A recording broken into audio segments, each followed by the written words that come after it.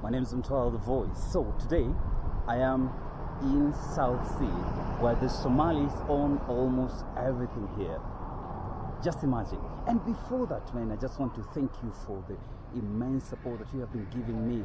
I want to mention, I've been having followers from all over, from Somali, of course, from Spain, America, I can see Uganda, Tanzania, I can see Dubai, I can see Canada, I can see, I just check in my analytics, I see Europe, I see, which one have I forgotten? Of course, Motherland, Kenya, Lagos, and also South Africa. Maybe if I've forgotten, just tell me in the comment section so that I get to know if I've forgotten your home country. So,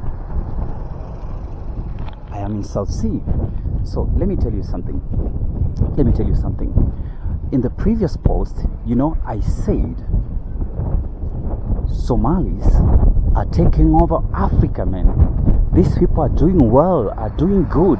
And when you talk about that, in this place, South Sea, they own every apartment that you can see here. And you know what?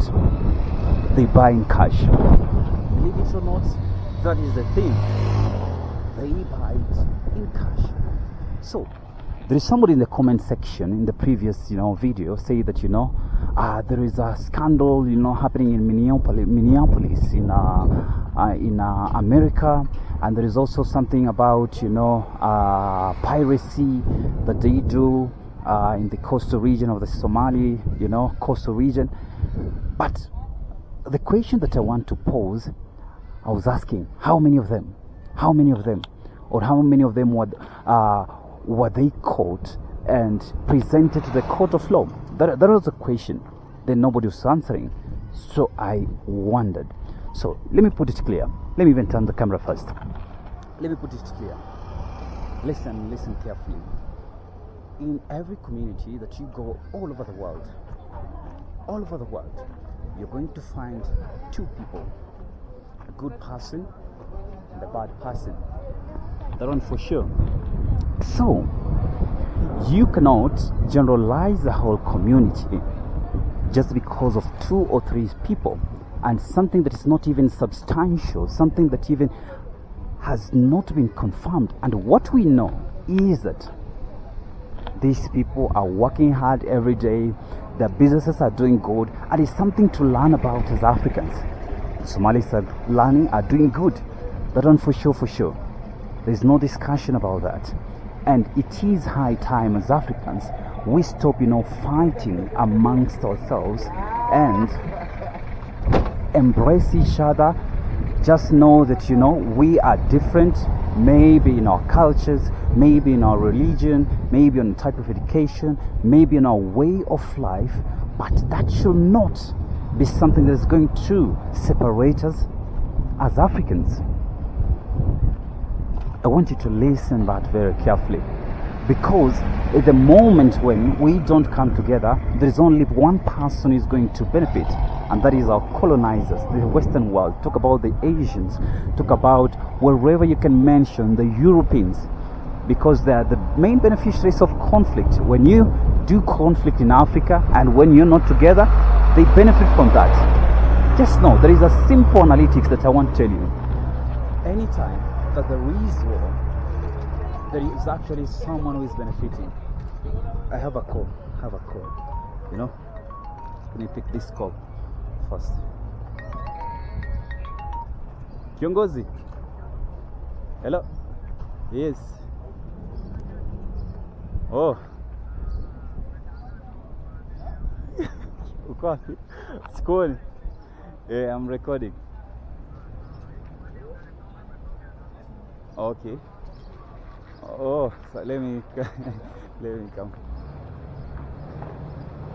So that's my friend. He saw me. We have worked together in documentaries. By the way, guys, I do documentaries. I do script writing, I do directing, and at the same time I do voiceovers for documentaries, commercials. So, this area is close to the DFS, Department of Film Services of Kenya. So that's where, I've been working together. Even the program for those in Kenya, there's a program that I hosted last year on KTN together with Fred in Dimori. So we hosted the program together. I'm trying to go to where my friend is. So I want to cross first. There's a program that we did on KTN called Maisha and Health. It's a health program, touching on a few health issues in the countries and the programs the government has done. So I want to cross. Let me finish first, then we continue from there. I want to go this way. So we are in South B. Sorry, I'm very used to South C. So we are in South B. Most of the time I'm in South C when I come this side. So it is like in my mouth. So we are in South B actually. So this area, I was saying this before I went to talk to my friend. Everything here is owned by the Somalis. Just imagine. And back to the point. When we as Africans don't come together, there is always a beneficiary of that, and that is the Western world. That is for sure, because they prosper when we are in conflict. Look at what is happening in Congo right now. You see that? Look at what is happening in Libya right now. They tried that in Somalia, and the Somali people have come together, and now they are rebuilding their country. Someone say, after the war, they went to the UK, they went to Canada, they went to the US. Now, look, man, I am in a very vulnerable situation. The situation is not good in my country. So I want to find a place where I can find refuge as I recollect myself, then come back as a stronger person. Then someone feels bad about that. That is so wrong, man. That is so wrong. If they went there, but at least they are coming back to rebuild their country. And when someone goes somewhere and comes back, you should respect that person. It takes a lot of courage, to say, let me go back home and rebuild my country. So, for those joining the channel right now, my name is Mtala the Voice. I'm a traveler. Right now, I'm in Kenya, my home country. So, just talking about a few topics that are, that are happening in the country right now. But very soon, we'll be moving to the next country. So I've been in Rwanda, I've been in Uganda, like that, because I'm planning to move in every country in the world, inshallah. So that is what is happening. So there is this story, again, to reiterate on the same, there is somebody who made a concern, said, the Somali people, stole money in Minneapolis, around 250 million, and now they came, to Somalia, and also to Kenya, Italy, and South Sea, started buying apartments and so on and so on. But you know what? At least, man, they're even better than some politicians. I'm not saying that stealing is good, of which we are not even very sure if it's true.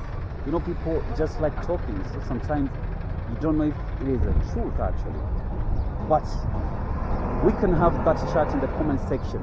But with me, I don't believe, because when you do that, and the American system, they are going to have it a very rough time, because someone say they came and buy apartments here. Even, by the way, not stealing is not good actually. I don't encourage something like that. But just imagine, they're better than some of the African politicians, because they came and invested in their home country. But stealing is not good. But you're not sure what other people are saying, if that is the truth. So, still in South B, where the Somalis own almost everything here. Almost everything. Let's say everything. What you're seeing here. Like you can find a business or maybe an apartment. Someone is there, but it's them who own it here. It's beautiful, man, seeing African brothers striving so hard. And let me tell you something. Somalis are not outsiders. They're actually, Somalis are found in 3 countries, ancestral countries, where they were born, raised there, and it's their ancestral land. We have got Somalia, Kenya, Ethiopia, mainly those 3 countries. Maybe if there's another country, you can tell me in the comment section. So it's not like they came to Africa, like they came from somewhere else. They're actually from here. Something that you should put in mind even before start judging them. By the way, one thing that we should be able to learn from the Somali community is that, you know, they've got that good camaraderie. Good camaraderie is such that, you know, they can be able to come together as a community when there is a problem, or if they want to support their own, they come together and build each other. That's why you see all of them, or a good number of them, prospering in whatever they do, simply because they understand the importance of camaraderie. So look at this path. We're still in South B, or you can call it you know, capital center. So it's amazing. So sometimes when I see someone unhappy because an African is making a step after having challenges here and there, man, there is something that we should not be even part of as Africans. Jealousy should not, you know, be part of us. So I want to cross to that other side. So imagine that. So what do you think? Tell me in the comment section so far. So we are in South B, capital center, of course. I'm just showing you around. I know we have talked about Eastleigh, where you also find a lot of Somalis, but here also in South B, it is the same. A lot of them, and they're very beautiful. They're ladies. That is very beautiful. Say that ladies are the most beautiful in Africa. Is it true? Some say it's Rwandese, some say Burundian, some say it is Ethiopians, Eritreans. Others says Djibouti. What is the nationality of Djibouti? What do we call people of Djibouti? Djiboutians or Djibouti? I'm not very sure. Tell me in the comment section. I've forgotten that. Also, there's somebody who say Tanzania, man. They have got a lot of beautiful ladies. Is that true? We have got also Morocco. We've got Egypt, Kenya, my home country. Uganda. Tell me in the comment section but that is out of topic actually. But okay, we don't have to be serious every time and then. Just tell me in the comment section which African country has the most beautiful ladies. That is out of topic. Let's go back to the topic that we think. So this is what I want to talk about today. I want to show you something. And remember, after this video, after I show you South B, I'm going to show you South C. Now, South C is actually, you cross a road like Mombasa Road, then you go to South C. So I want to show you, and also so that you can find the difference. And if you see any difference, you can tell me in the comment section there. So we are just next to Jokadenge Crescent. This is Jokadenge Crescent. So Jokadenge is late right now. Jokadenge was a footballer here in Kenya, legendary footballer. So he is being remembered, you know, by a road there called Jokadenge. Kadenge Nampira. Most people in Kenya used to call him like that. Kadenge Nampira just means Kadenge with the ball. So every time when they used to, announce football, the football, what is it called? Like football announcer or commentator, hey, say Kadenge Nampira. So that means Kadenge with the ball. You know how they do that. So that's it. That's how it happened. That this estate looking beautiful, all belonging to the Somali people, man. Amazing. So my name is Mtara the Voice. Those joining for the first time. So we do travel videos. Continue, watching my videos in Rwanda, where we talked about, how Rwanda has developed. Talked about, I made a video in such a way intentionally for any person who has never been in Rwanda to feel like he has been part of it. So if you have never been in Rwanda, go check my video. You'll feel exactly that you have been in Rwanda. This road is called Sadi Road. This one here, Sadi Road, here in South B. Amazing, amazing. All these buildings you're seeing here, man, look at how beautiful it is, man. So you know the good thing about the Somalis, if they buy something from you, they pay the full amount in cash, because these guys have got money, man. They know commerce, they know business, and they do it so well. So they give you all the money, all your money that you need. For example, for that agreed amount, for example, you're buying a plot or an apartment, that agreed amount, they do it completely. Then you transact your business very well. One thing that I love, some people may tend to differ. I know that people might tend to differ actually, but I think in business they are the most transparent people in Kenya. That one, I can say that. Even the Indians too, very transparent in business.